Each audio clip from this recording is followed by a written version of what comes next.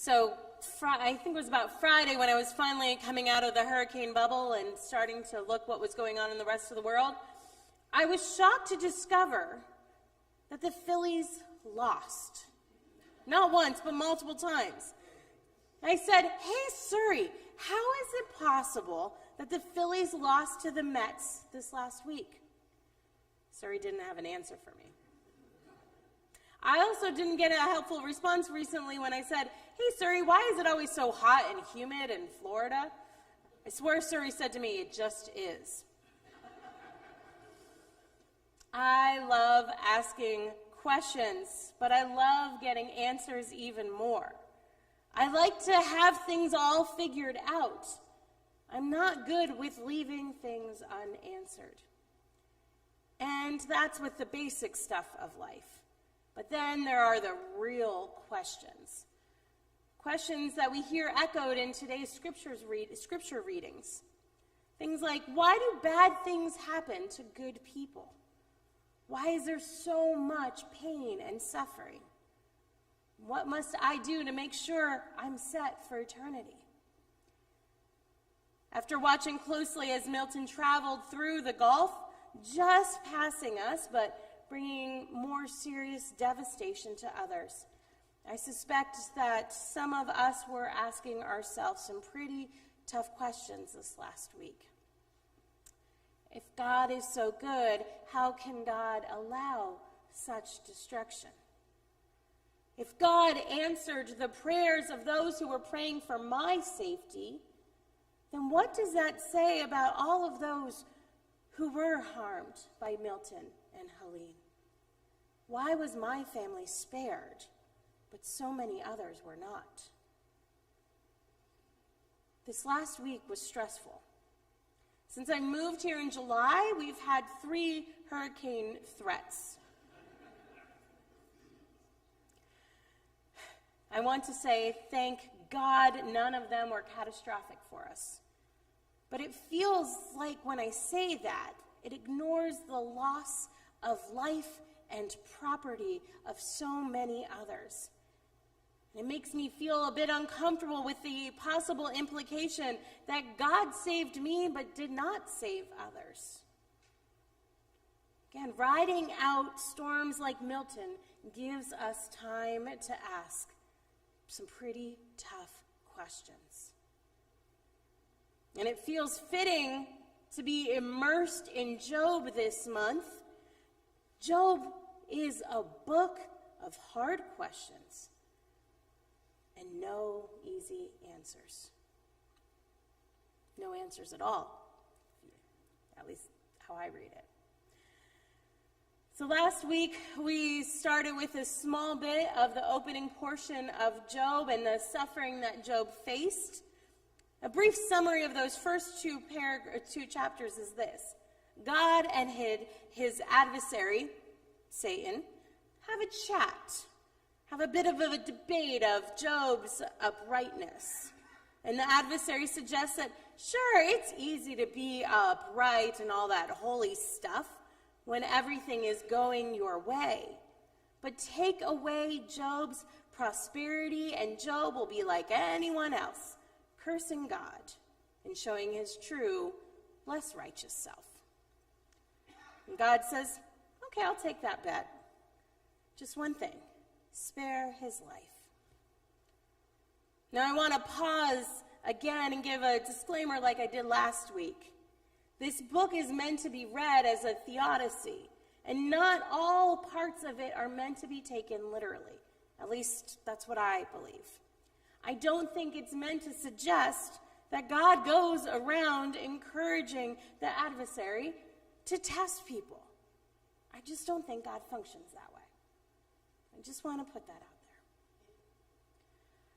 So God and the adversary have 2 of these exchanges back and forth. After the first exchange, Job loses his harvest, loses his property, loses his servants, and then ultimately loses his children, his heirs. And then after the second exchange, Job loses his own health. His wife remains untouched, But she, probably in her anger and or her grief, wants it all to end. Enough is enough. Even if what she's about to say means she's going to become a widow, as we've said before, being a widow at this time was not an easy thing. Not that it's ever an easy thing, let's just be honest. But culturally, it would have been hard to survive as a widow. And even then, she says to Job, her husband, "Curse God and die." Job does not curse God. Instead, he says, "Shall we receive the good at the hand of God and not receive the bad?" So after all of that, all that Job has lost, he's in a season of mourning, and 3 of his friends come to him. As they see him, they rip their clothing, cover themselves in ash as a sign of grieving, and they sit with him and lament in silence for 7 days. How many of us can sit with a friend in grief for 7 minutes without saying a word? They were in silence for 7 days. Now, they probably should have stopped while they were ahead. But apparently, eventually, after 7 days, the silence got to be too much. And so they filled that space with words. And I would suggest that the words that they used contained some harmful theology, some unhelpful reflections, some unfounded accusations, and some pretty poor advice. See, sometimes the best thing we can do when someone is grieving is just sit and be with them. Sometimes we should just zip it and be present. Job's friends each take 3 turns offering their thoughts to Job. Each speech is then followed by a response from Job himself. The first round of speeches, the 3 friends try to interpret the suffering, try to make sense of it a bit, but Job rejects all of their thoughts. The second round has the friends getting a bit more animated and a bit more heated in conversation, and they begin to question God. Does God fairly execute God's judgment? Or do the innocent get judged while the guilty go free? Not a bad question, but their answers to that get a little shaky. Then they suggest that Job wasn't upright after all, because God wouldn't, in fact, punish someone who wasn't deserving of punishment. That's what they were saying. How would you feel if you heard that as Job? Probably not too happy. See, Job's friends are trying to work out their own understanding and are uncomfortable with things being left unanswered. Thus, they eventually turn Job into the scapegoat. If God is a just judge, and Job is suffering, then the only thing left is to assume that Job is guilty of something. While not the focus of today's reading, I believe that it's important to heed a warning here. When we have questions that are left unanswered, do we turn to someone or something and make them the scapegoat so that we can maintain the safety of our faith and our worldview just as it is, instead of allowing our faith to be changed and to grow as we face the hard questions? I see it in the world around us. I think I've seen it a bit after the destruction of both Helene and Milton. There have been a variety of scapegoats mentioned, variety of scapegoats offered, instead of being willing to ask the hard questions and sit with the uncomfortable questions that cannot be answered. So many people are trying to blame someone else instead of zipping it and simply offering support in the midst of this unfathomable time.